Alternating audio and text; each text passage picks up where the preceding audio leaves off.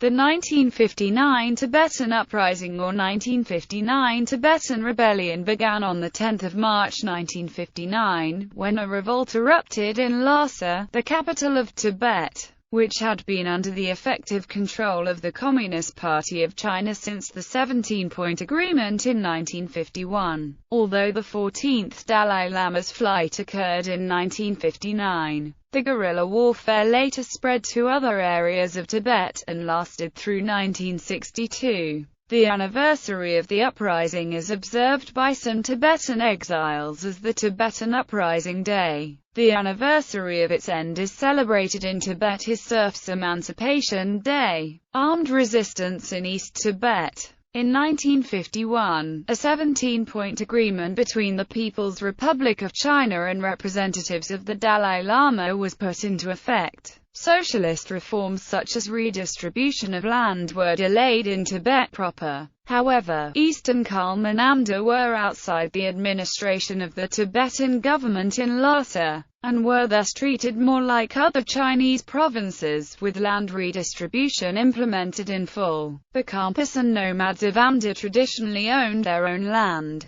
Armed resistance broke out in Amda and Eastern Kham in June 1956. Before the communist takeover, the relationship between the Khampa and the Dalai Lama's government had deteriorated badly. As a result, the Khampa barely opposed or even joined the initial communist assault on Chamda. The People's Liberation Army had occupied Kham without much opposition from the Khampas. The relationship between the Khampa and the Tibetan Dalai Lama government in Lhasa was extremely poor at the time. Pandit Sangrapka, a pro-Kuomintang and pro-Republic of China revolutionary Khampa leader, offered the governor of Chamda, Nabo Nawang Jigme, some Khampa fighters in exchange for the Tibetan government recognizing the independence of Kham. Nabo refused the offer. After the defeat of the Tibetan army in Chamda, Rapka started mediating in negotiations between the People's Liberation Army and the Tibetans. Rapka and Topgay engaged in negotiations with the Chinese during their assault on Chamda. Khampas either defected to the Chinese PLA forces or did not fight at all. The PLA succeeded in the invasion. By 1957, Kham was in chaos. People's Liberation Army reprisals against Khampa resistance fighters such as the Chaushi Gangdruk became increasingly brutal. Reportedly, they included beatings, starving prisoners, and the rape of prisoners' wives in front of them until they confessed. Monks and nuns were forced to have sex with each other and forcibly renounce their celibacy vows. After torture, these men and women were often killed. By the late 1950s, Tibetan rebels numbered in the tens of thousands. Kham's monastic networks came to be used by guerrilla forces to relay messages and hide rebels. Punitive strikes were carried out by the Chinese government against Tibetan villages and monasteries.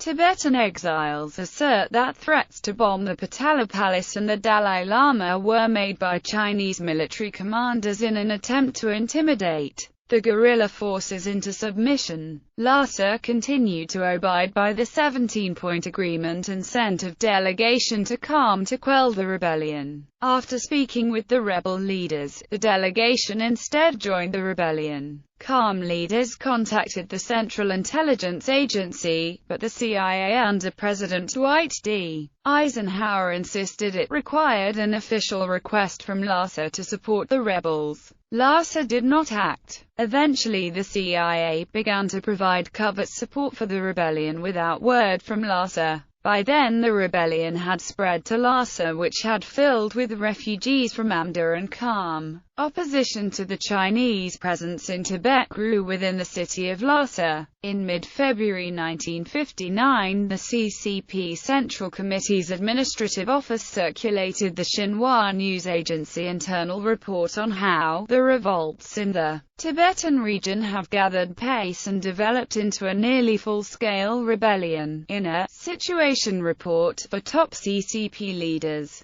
When Mao Zedong read it on 18 February, he commented, "The more chaotic the situation in Tibet becomes, the better, for it will help train our troops and toughen the masses." Furthermore, the chaos will provide a sufficient reason to crush the rebellion and carry out reforms in the future. The next day, the Chinese leader saw a report from the PLA General Staff's Operations Department describing rebellions by Tibetans in Sichuan, Yunnan, Gansu, and Qinghai. He again stressed that rebellions like these are extremely favorable for us because they will benefit us in helping to train our troops, train the people, and provide a sufficient reason to crush the rebellion and carry out comprehensive reforms in the future. The PLA used Chinese Muslim soldiers, who formerly had served under Ma Bufang, to crush the Tibetan revolt in Amda, in southern Kham. Hui cavalry were stationed. Lhasa Rebellion. On 1 March 1959, an unusual invitation to attend a theatrical performance at the Chinese military headquarters outside Lhasa was extended to the Dalai Lama. The Dalai Lama, at the time studying for his Lorempaghish degree, initially postponed the meeting, but the date was eventually set for the 10th of March.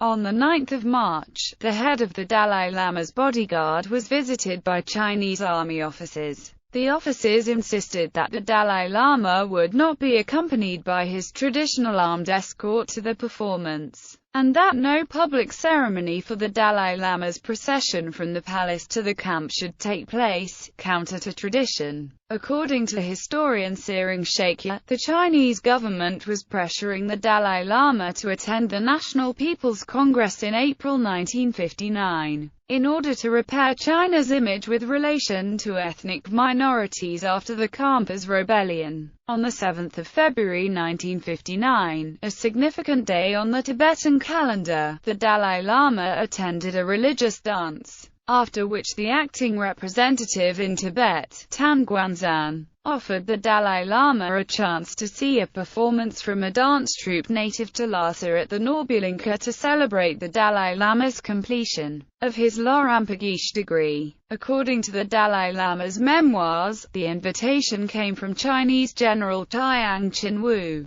who proposed that the performance be held at the Chinese military headquarters. The Dalai Lama states that he agreed. The planned performance date of the 10th of March was only finalized 5 days beforehand, on the 5th of March. Neither the Kashag nor the Dalai Lama's bodyguards were informed of the Dalai Lama's plans until Chinese officials briefed them on the 9th of March, one day before the performance was scheduled, and insisted that they would handle the Dalai Lama's security. The Dalai Lama's memoirs state that on the 9th of March the Chinese told his chief bodyguard that they wanted the Dalai Lama's excursion to watch the production conducted in absolute secrecy, and without any armed Tibetan bodyguards, which all seemed strange requests, and there was much discussion amongst the Dalai Lama's advisors. Some members of the Kashag were alarmed and concerned that the Dalai Lama might be abducted,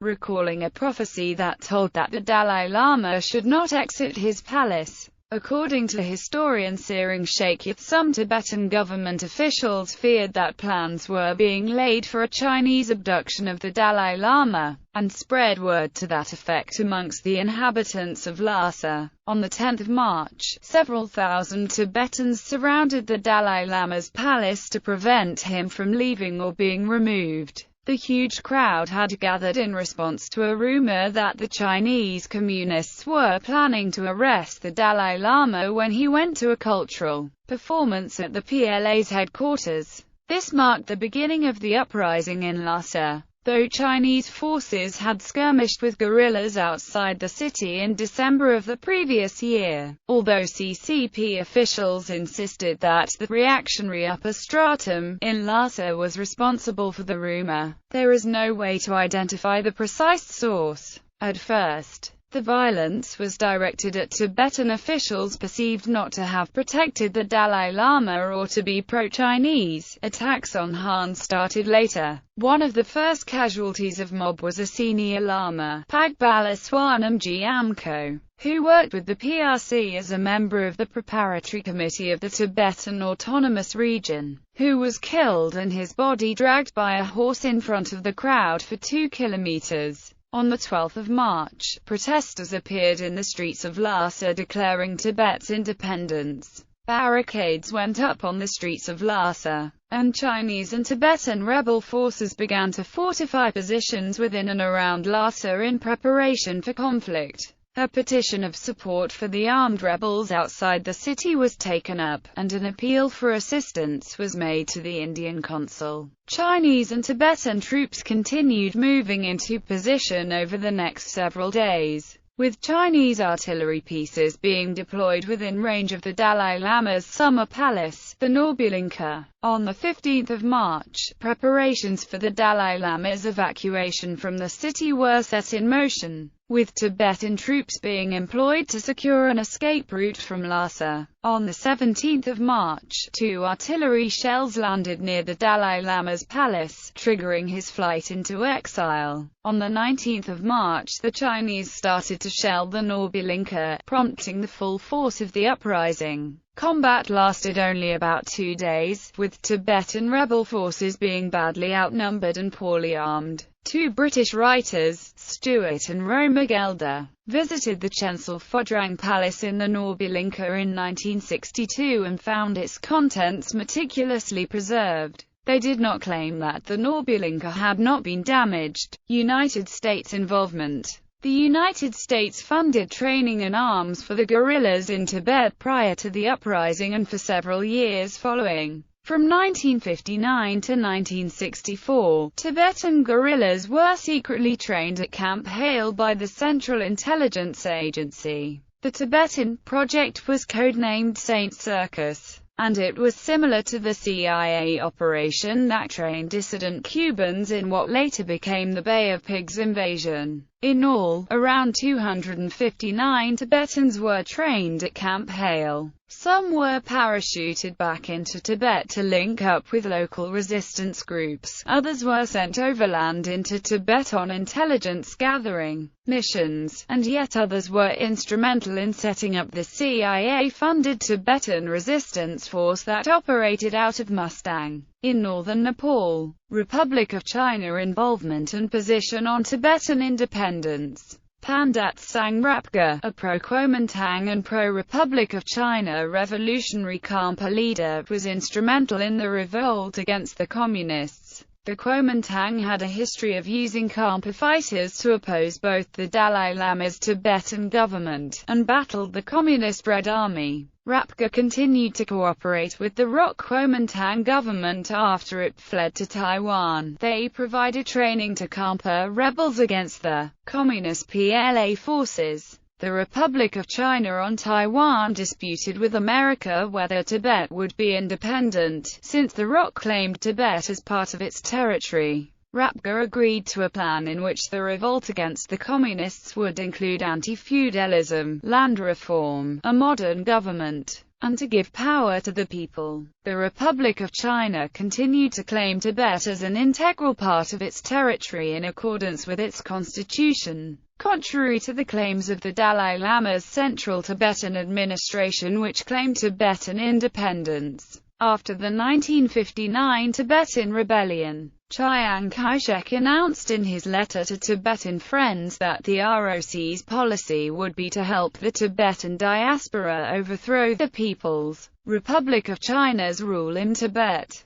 The Mongolian and Tibetan Affairs Commission sent secret agents to India to disseminate pro-Kuomintang and anti-communist propaganda among Tibetan exiles. From 1971 to 1978, the MTAC also recruited ethnic Tibetan children from India and Nepal to study in Taiwan, with the expectation that they would work for a ROC government that returned to the mainland. In 1994, the Veterans Association for the Tibetan guerrilla group Chaoshi Gangdruk met with the MTAC and agreed to the KMT's One China principle. In response, the Dalai Lama's Central Tibetan Administration forbade all exiled Tibetans from contact with the MTAC. Tibetans in Taiwan, who are mostly of Khmer origin, support the Republic of China's position that Tibet is part of the ROC. and are against both the Tibetan exile community in India who live under the Tibetan government in exile and the communists in mainland China. The Taiwanese Tibetans are considered traitors by the TGE for their position.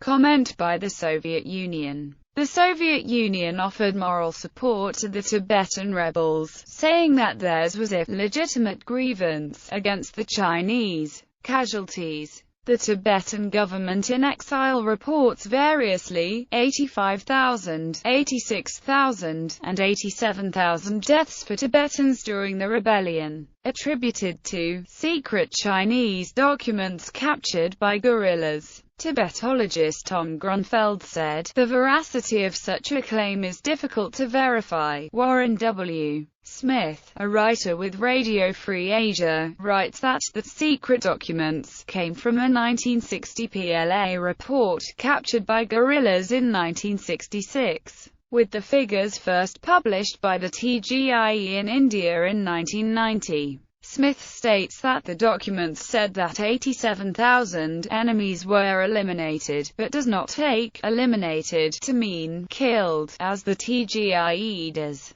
A Tibetan government in exile official surnamed Samdup released a report for Asia Watch after 3 fact-finding missions from 1979 to 1981, stating that a speech by Premier Zhou Enlai, published in Beijing Review in 1980, confirmed the 87,000 figure. Demographer Yan Hao could find no reference to any such figure in the published speech, and concluded, if these TGIE sources are not reluctant to fabricate Chinese sources in open publications, how can they expect people to believe in their citations of so-called Chinese, secret internal documents and speeches that are never available in originals to independent researchers? Aftermath. Lhasa's 3 major monasteries, Sira, Ganden, and Drepung, were seriously damaged by shelling, with Sira and Drepung being damaged nearly beyond repair. According to the TGIE, members of the Dalai Lama's bodyguard remaining in Lhasa were disarmed and publicly executed, along with Tibetans found to be harboring weapons in their homes. Thousands of Tibetan monks were executed or arrested, and monasteries and temples around the city were looted or destroyed. The CIA officer, Bruce Walker, who oversaw the operations of CIA-trained Tibetan agents, was troubled by the hostility from the Tibetans towards his agents. The radio teams were experiencing major resistance from the population inside Tibet. The CIA trained Tibetans from 1957 to 1972 in the United States, and parachuted them back into Tibet to organize rebellions against the PLA. In one incident, one agent was immediately reported by his own brother, and all 3 agents in the team were arrested. They were not mistreated. After less than a month of propaganda sessions, they were escorted to the Indian border and released. In April 1959, the 19-year-old 10th Panchen Lama, the second-ranking spiritual leader in Tibet, residing in Shagatsi, called on Tibetans to support the Chinese government. However, after a tour through Tibet, in May 1962, he met Zhou Enlai to discuss a petition he had begun writing at the end of 1961, criticizing the situation in Tibet. The petition was a 70,000-character document that dealt with the brutal suppression of the Tibetan people during and after the Chinese invasion of Tibet. In this document, he criticized the suppression that the Chinese authorities had conducted in retaliation for the 1959 Tibetan Uprising. But in October 1962, the PRC authorities dealing with the population criticized the petition. Chairman Mao called the petition a poisoned arrow shot at the party by reactionary feudal overlords. In 1967, the Panchen Lama was formally arrested and imprisoned until his release. In 1977, Chinese authorities have interpreted the uprising as a revolt of the Tibetan elite against communist reforms that were improving the lot of Tibetan serfs.